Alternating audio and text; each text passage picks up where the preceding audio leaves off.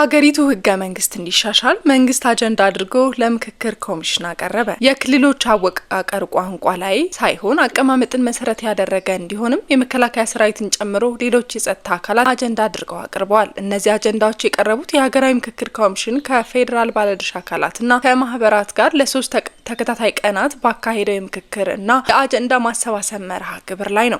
የመንግስትን ተወካዮች አጀንዳዎችን በንባብ ያቀረቡት የደቡብ ኢትዮጵያ ክልል ፕሬዝዳንት የሆኑት አቶ ጥላሁን ከበደ የሀሳብ ልዩነቶችና አለመግባባቶች በሚታዩባቸው ጉዳዮች ላይ አጽንኦት ሰጥተናል ያሉ ሲሆን በተለይ ስጋት የሆኑና ስጋት እየሆኑ ያሉ ለዘመናት ሲንከባለሉ የቆዩ ጉዳዮችን መፍታት አስፈላጊ ስለሆነ 4 አጀንዳዎችን ተስማምተን ቀርጸናል ብለዋል። በዚህም መሰረት በመንግስትና በህዝብ መካከል መተማመን የሰፈነበት ዲሞክራሲያዊ ስርዓት በሀገር አቀፍ ደረጃ ለመገንባት ህገ መንግስቱ እንዲሻሻል አጀንዳ አድርገናል። ምክንያቱም ሀገረ መንግስቱ ባለቤት መስራችና ፈጣሪ ማን ነው በሚለው ላይ ለመግባባት እንዲሁም የመንግስትና የምርጫ ስርዓቱ ላይ የሚነሱ ጥያቄዎችን መመለስ አስፈላጊ በመሆኑ ነው ብለዋል። ሌላው መንግስት ከህገ መንግስቱ አኳያ እንዲታይ የሚፈልገው አጀንዳና መልስ የምንሻበት ጉዳይ የፖለቲካ ፓርቲዎች አስተዳደር እንዴት ይሁን የሚለውና የአካታችነት ጉዳይ ነው ሲሉ አቶ ጥላሁን አስረድተዋል። የቡድንና የግል መብቶች፣ የመሬትና የተፈጥሮ ሀብት አጠቃቀምና